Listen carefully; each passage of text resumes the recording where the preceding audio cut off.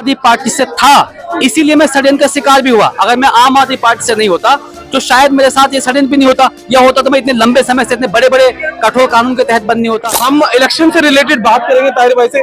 ताहिर भाई, क्या उम्मीदें लग रही हैं? क्या उम्मीदें लग रही हैं सर? देखिए, जिस तरह का आज रेस्पॉन्स मिला है, जनता का एक जन सैलाब हमारे साथ जुड़ा है, जबकि किसी को खबर भी नहीं लगी थी, यहाँ पूरी पता भी नहीं था कि शेड्यूल हमारा पहले से पूरा तैयार नहीं था। सिर्फ रात को ऑर्डर आया था, फिर रात को मुझे भी मालूम पड़ा 8 बजे के सुबह मुझे जाना है कस्टडी में।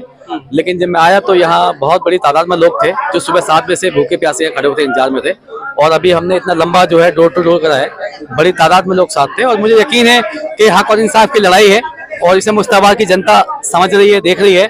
मुश्ताबाद में कई सारे मुद्दे हैं।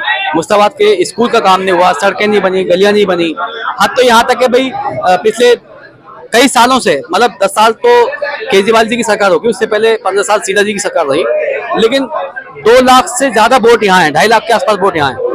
एक प्रत्याशी उन्हें आज तक इस जनता से नहीं मिला। वो हमेशा जो है भारी प्रत्याशी भेजते हैं। इस बार जनता ने मन बना लिया है कि हम अपने 20 के प्रत्याशी को, अपने 20 के आदमी को ही चुनाव जिता के। ताहिर भाई, लेकिन अगर आम आदमी पार्टी कैंडिडेट की बात पर यकीन किया जाए तो वो कह रहे हैं कि असदुल ओवैसी ने सिर्फ ताहिर भाई को टिकट ही इसलिए दिया है कि यहाँ पर जो है बंटवारा हो सके वोटों का। क्या जवाब देना चाहिए? देखिए, 70 विधानसभाएं, इससे बड़ी बेवकूफी क्या होगी? कितना बेवकूफ बनाएंगे जनता को वो?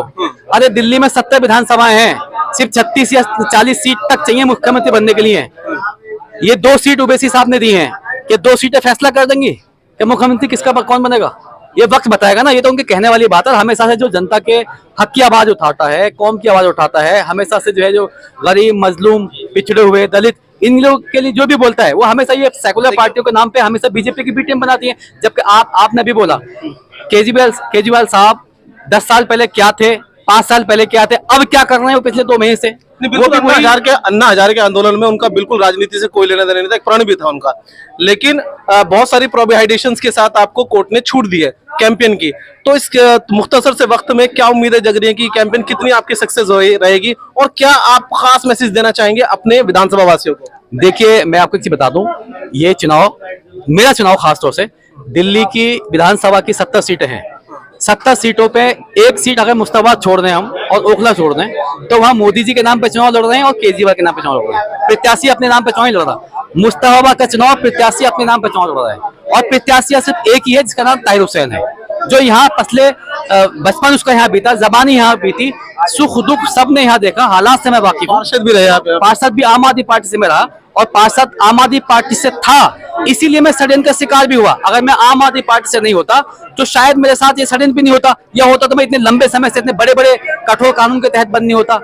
मेरे बाद भी आम आदमी पार्टी पे भी ये चीजें हुई। हम लोगों से प्रोहिबिशन है, बात नहीं करेंगे, लेकिन अभी चुनावी मुद्दे पर जो है आपको चुनाव जीत रहे हैं, चुनाव जनता हमें जिता रही है। मुश्ताबाद इस बार MIM का ताहिर हुसैन को जिता कर विधानसभा भेजने आपको मिल रही है, और यहाँ पे कोई इसके अलावा दूसरा कोई फाइट में नहीं है। यहाँ मुश्ताबाद में सिर्फ 2 ही लोग फाइट कर रहे हैं, या तो बीजेपी या MIM ताहिर हुसैन। बहुत बहुत शुक्रिया।